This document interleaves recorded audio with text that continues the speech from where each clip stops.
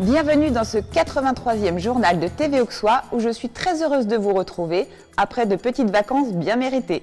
Tout de suite le sommaire. Des alpagas à Pouilly, un opticien chez Diard, l'éolien fait causer, en bref et en images, un nouvel artisan à Commarin, des nouvelles de Bernard Collet, mais sans plus attendre, rejoignons le pôle agricole de Créancé où nous attendent de bien sympathiques bestioles.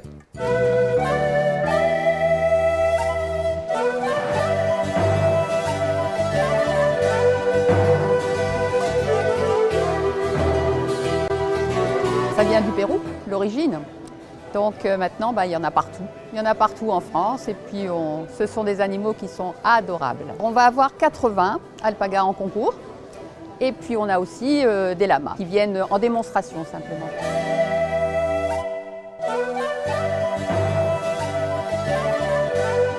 Les alpagas sont élevés uniquement pour la laine.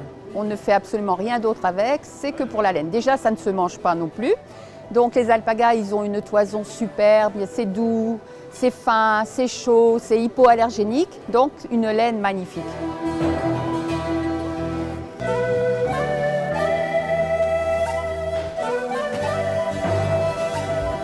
On a choisi Pouilly en Auxois, déjà parce que le site il est magnifique, une belle salle, beaucoup de disponibilité. Et puis ensuite, pour les gens qui habitent en France avec leur alpaga, c'est un lieu aussi vraiment pas trop loin. Donc c'est pour ça qu'on a accueilli autant d'éleveurs ici. On compte pérenniser l'événement parce qu'on a été très bien accueillis, on est installé superbe. Et puis aussi pour les éleveurs, ce sera superbe tous les ans, à la même date. On sait qu'on aura un concours à Pouilly en Auxois.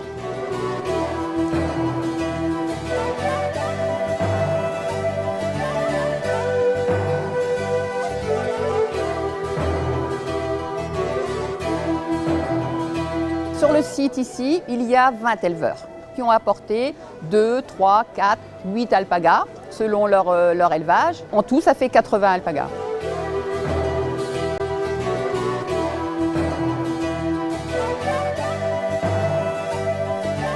On a également sur le site des exposants qui vendent des produits de la laine pour les gens qui vont venir visiter.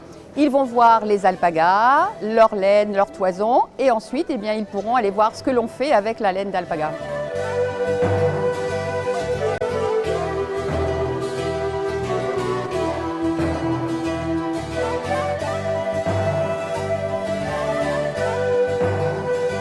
On va faire un concours d'alpaga par couleur, par âge, par classe. Ensuite, il y aura des premières places, des champions, des réserves champions. Et à la fin du week-end, c'est-à-dire dimanche soir, il y aura le best-of, le suprême champion.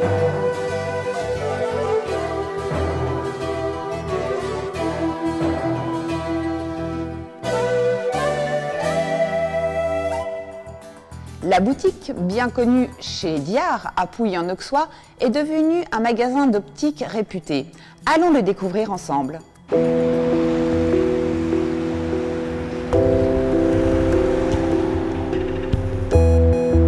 On a ouvert le magasin Diard, ça fait 15-16 ans à peu près.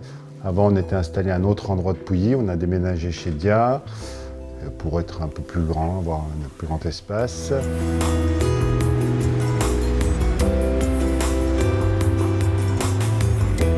On a voulu garder l'identité Diard sur le magasin, qui n'a pourtant rien à voir avec l'optique, pour faire un peu un clin d'œil à tous les gens qui connaissaient, parce qu'il passait à la télé, dans le Figaro, tout le monde le connaissait, c'était un peu une entité du village.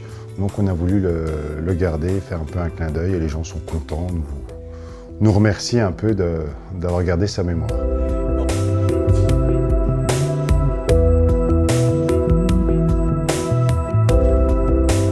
On est opticien et optométriste, c'est-à-dire par rapport à d'autres magasins que vous pouvez voir, en plus de la vente de lunettes sur ordonnance, nous on fait les examens.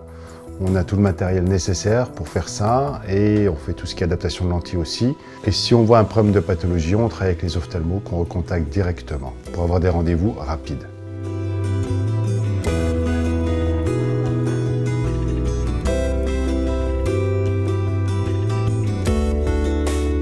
Alors pour venir, l'idéal c'est de nous contacter par téléphone pour prendre un rendez-vous, comme ça on s'occupe beaucoup mieux des gens.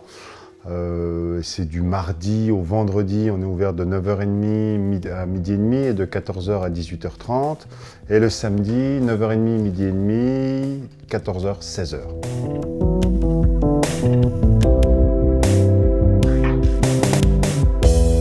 Pour les gens qui ne peuvent pas se déplacer, en fait, on a tout le matériel portatif avec le même niveau de technologie que celui qu'on a en magasin. On va faire ça à domicile, dans les EHPAD, partout. On n'a pas besoin d'être en magasin pour avoir le matériel nécessaire, on a tout ce qu'il faut. Au niveau des délais, déjà pour les rendez-vous, c'est dans la semaine, il n'y a pas de souci. Et ensuite, au niveau des lunettes, si c'est des verres qui sont en stock, c'est entre 24 et 48 heures selon l'heure à laquelle on va commander. Et tout ce qui est verre de fabrication, c'est à partir de 72 heures.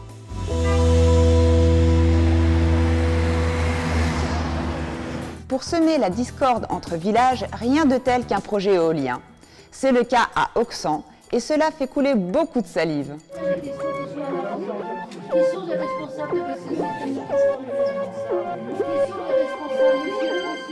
Le mât a été installé pour mesurer le vent parce qu'on a un projet éolien sur le bois de Félin, installé pour une durée de 18 mois à 2 ans par une boîte espagnole. Ah, ça fait causer, bon c'est normal, hein. Les gens sont intéressés, ils contestent, c'est tout à fait logique, hein. Moi il n'y a pas de souci. Mais juste ce que je veux, c'est que ça soit la vérité. L'éolien, c'est très bien, mais pas dans mon jardin. Moi, je suis ouvert à tout ça. Mais là, aujourd'hui, on parle de quoi? De 200 000 € donnés à Auxan tous les ans, plus 100 000 pour la communauté de communes qui prétendent n'être même pas au courant. Non, mais moi, ça va être en travers de la gorge. Qu'est-ce qu'on propose à la place? Qu'est-ce qu'on va laisser aux petits-enfants? Tout ce que j'ai à dire, moi, c'est ça qui me choque un peu. C'est vraiment de l'égoïsme. Quand j'entends une réflexion suite à la réunion qu'un de mes collègues dit Auxan aura X milliers d'euros, qu'est-ce que tu vas en faire? Je crois que ça se dit pas, ça, je suis désolé. L'éolien, c'est très bon, mais pas devant ma maison. Sur la commune d'Auxan, on fait partie de ces maisons qui vont être les plus près de ce dispositif s'il voit le jour. Et donc, je participe à cette réunion aujourd'hui parce qu'on se questionne beaucoup là-dessus et on est pris dans un dilemme quand même, à savoir ce qu'on va laisser à nos enfants. Est-ce qu'on laisse des forêts riches? Est-ce qu'on laisse des énergies renouvelables qui sont indispensables aussi en termes d'écologie? Et on est vraiment pris entre deux feux de ces deux questionnements-là, quoi. L'énergie verte est sage, mais loin de mon village.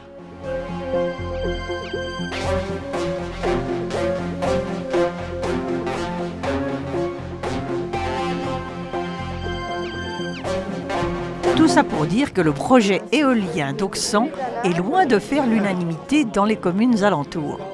TV Auxois n'est pas là pour donner son avis, mais simplement pour relater l'événement. Et constater qu'avant de voir tourner ces gigantesques moulins à vent, ce sont surtout les moulins à paroles qui auront fonctionné.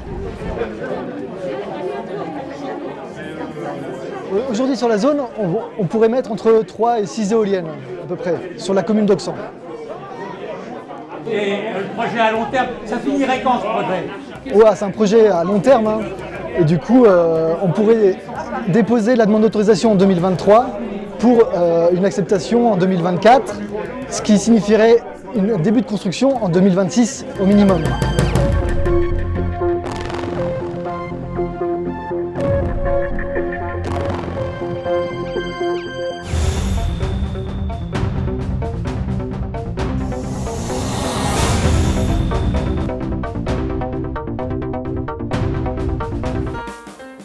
Elles étaient attendues, ces 9e boucles de l'espoir, tant par les cyclistes et marcheurs que par les organisateurs du VCPA qui avaient concocté un programme adapté à tous.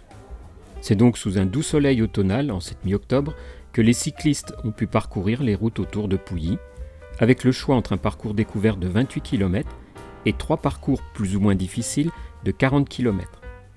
Les marcheurs, quant à eux, ont participé à une randonnée de 2 heures encadrée par les Amis de Velard. À l'issue de cet après-midi de solidarité, élus et organisateurs ont exprimé leur gratitude à tous les participants qui ont permis d'offrir un chèque de plus de 5 000 € en faveur de la lutte contre le cancer.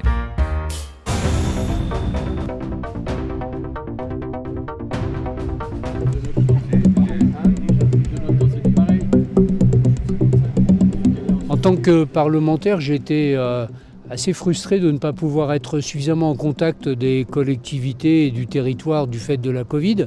Et donc, dès que les conditions sanitaires l'ont permis, j'ai repris un mouvement de contact local qui consiste à faire des réunions cantonales dans les anciens cantons, c'est-à-dire une douzaine de réunions sur ma circonscription. C'est le cas, nous sommes venus ce matin à Bligny-sur-Ouche, maintenant à Aubaine.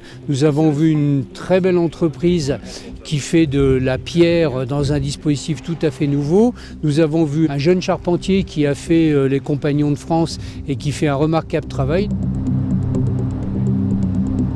Et nous sommes maintenant dans ce que j'appellerais la ferme des Biquettes, dans le dessus d'Aubaine, dans un cadre absolument merveilleux. Ça nous permet de comprendre les forces et les faiblesses du territoire et puis de montrer la considération que nous portons à toutes ces personnes qui vivent ici.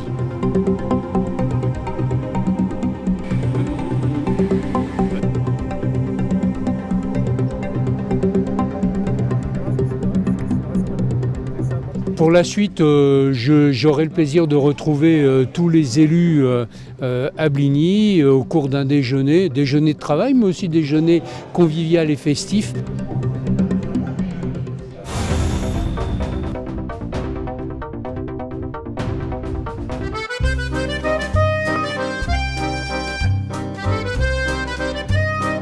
C'est le repas des aînés aujourd'hui. On n'a pas le droit de dire les anciens. Non, parce que bon, on est jeunes dans nos cœurs, on est encore dynamique, on n'a pas envie d'être appelé ancien, encore bien moins vieux. Bon, dites-moi, c'était très attendu? Ah oui, ça fait 2 ans qu'il n'y en avait pas eu, hein. Donc là oui, c'est très attendu. Bon, vous attendez combien de personnes? Alors on attend à peu près 25 personnes, un peu moins que d'habitude. Parce que en 2 ans, les gens vieillissent déjà. Et puis, il y a un petit problème de passe sanitaire. Tout le monde ne l'a pas. Et même sur le village, encore des gens qui sont même pas sur le vaccinés. village, oui. Donc, voilà, ça prive certaines personnes. Mais ceux qui ne sont pas présents aujourd'hui auront droit à un petit cadeau ensuite. C'est vous qui avez fait la décoration? Oui, avec ma collègue Catherine. Voilà, on a fait ça hier. Mais c'est des décorations de musiciennes, ça? Non, pas du tout musicienne. Il y a des guitares partout et tout. C'est les années 60. Non, c'est les voilà. Ah, d'accord.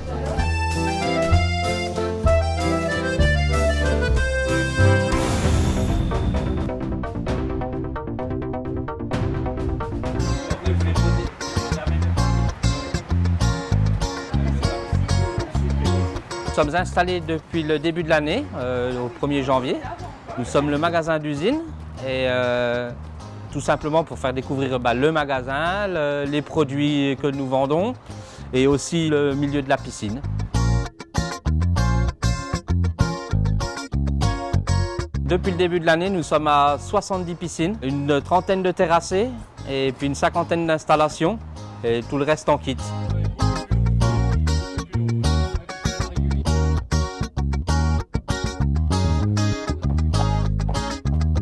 Les piscines, c'est comme les maisons, ça se construit tout le long de l'année. Pour en profiter, il vaut mieux les faire construire l'hiver, rensemencer les gazons au printemps et après en profiter au premier rayon de soleil du mois d'avril. Pourquoi Halloween? Alors Halloween, il faut savoir que Histoire d'eau, le U2PP, c'est Tim Horner. Et Tim Horner, c'est américain. Donc Halloween, c'est la grande fête américaine chez eux.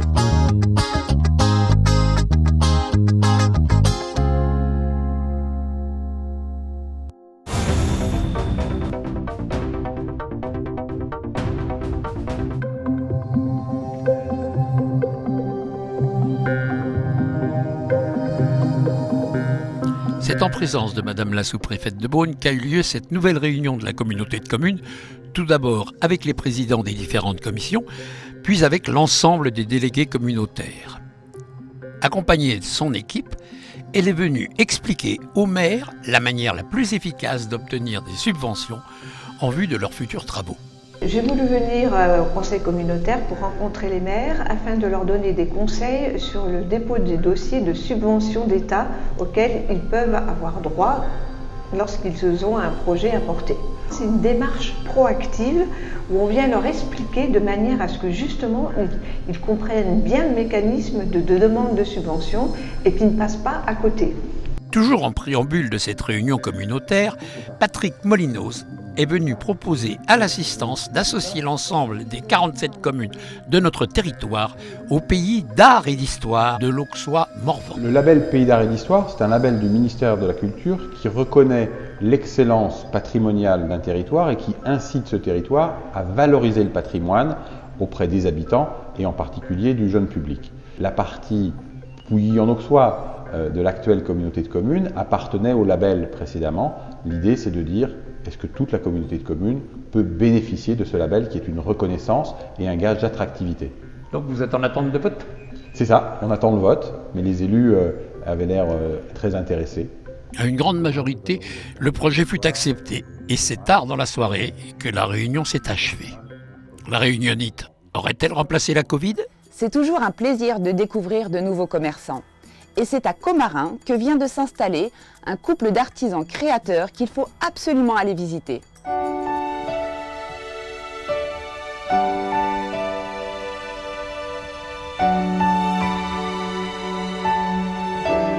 Bienvenue dans notre atelier. Nous avons ouvert notre boutique avec ma compagne le 2 juillet. C'est une boutique que nous avons nommée À deux maintenant. Pourquoi le nom À deux maintenant? Parce que nous faisons maintenant ce travail à deux, maintenant. Que ma compagne est gauchère et moi je suis droitier. Et ben on travaille à deux mains.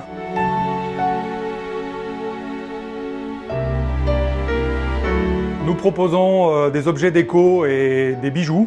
Nous confectionnons tout sur place. Ce sont tous des objets que nous réalisons en bois, en céramique et en résine. Ma compagne fait essentiellement tout ce qui est bijoux, pendentifs et boucles d'oreilles et bientôt des bracelets. En céramique, bien sûr. Moi, je fais aussi du travail céramique et aussi le travail du bois, donc des pièces en bois tourné ou des pièces en bois flotté.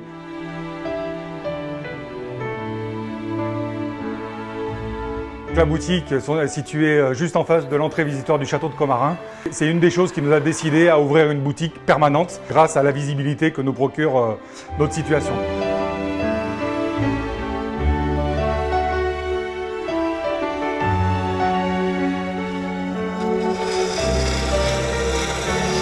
Alors nous attaquons après la saison d'été. Maintenant nous travaillons sur notre collection d'hiver. Donc nous travaillons sur des suspensions, décorations de sapins, sur des lutins, sur des sapins de Noël, toute une gamme d'objets pour la décoration Noël de la maison que je vais pouvoir présenter à partir de ce week-end dans les marchés artisanaux et les marchés de Noël. J'essaye de travailler sur des bois assez différents.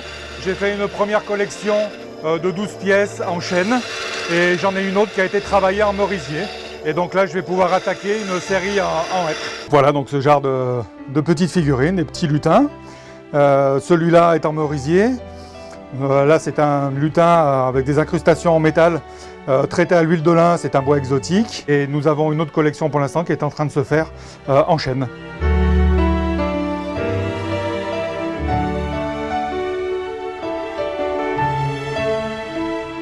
Quand on trouve nos morceaux de bois flottés, parfois on a l'idée tout de suite en voyant le bois de ce qu'on va pouvoir en faire, en fonction de sa forme bien sûr, ou des idées que l'on a déjà en tête, mais c'est loin d'être le cas tout le temps, donc on collecte beaucoup de bois.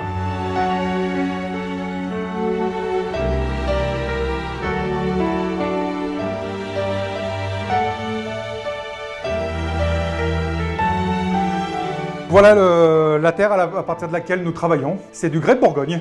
Au même titre que nous utilisons des bois que nous récupérons autour de chez nous, nous avons choisi de travailler avec de la terre la plus locale possible.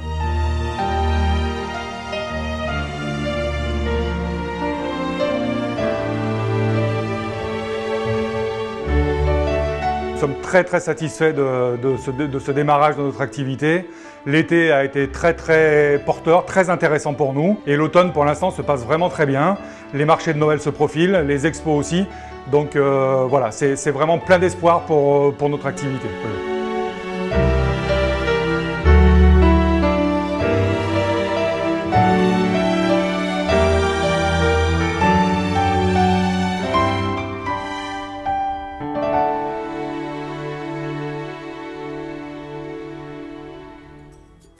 Pendant que toute l'équipe de TV Auxois s'activait autour du direct de Bligny-sur-Ouche, Bernard Collet, réalisateur et bénévole de notre association, se la coulait douce sur un voilier entre Corse et continent.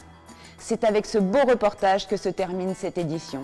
Je vous donne rendez-vous dans 15 jours pour notre 84e journal sur TV Auxois bien sûr. Prenez soin de vous. Bye bye. Je n'ai pas encore été partout, mais c'est sur ma liste, aimait à dire l'essayiste américaine Susan Sontag. C'est pourquoi j'ai délaissé les caméras de TV Auxois en ce début d'automne pour répondre à l'appel d'un ami dans le sud de la France. Tout a commencé sur l'archipel des Ambiaises, au large de Sifour-les-Plages dans le Var. Les Tarcamores, voilier hauturier de 36 pieds, rêvait de larguer ses amarres et prendre un nouveau cap.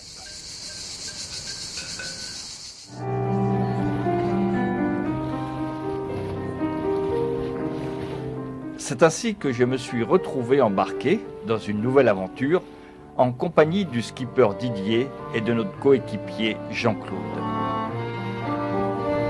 Voilà, on est au Grand Lac 625, tout va bien, la mer est un petit peu agité, mais rien de particulier. Et tout va pour le mieux, dans le meilleur du monde. Première escale dans l'île de Porquerolles, l'une des 3 îles d'Hyères. Il paraît qu'en Bourgogne, il gèle.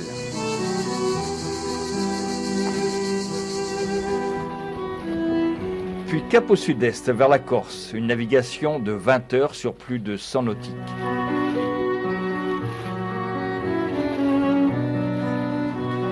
Et quand le soleil enflamme l'horizon, une nuit de veille et de quart partagés commence. À bord, la vie continue, quelle que soit l'heure.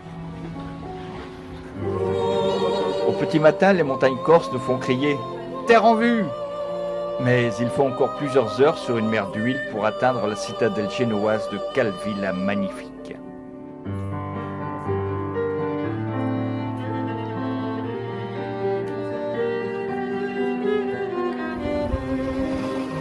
Puis de nouveau la Méditerranée, toujours plus au sud, tandis qu'Iole semble oublier les navigateurs. Puis ce sera Girolata, commune de 8 habitants et quelques vaches, uniquement accessible par la mer.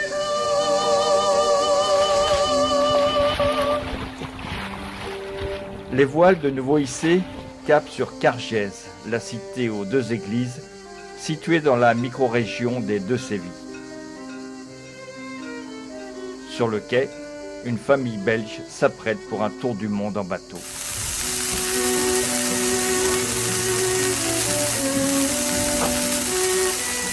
Pour nous aussi, il est temps de repartir et se laisser bercer par les chants du voilier.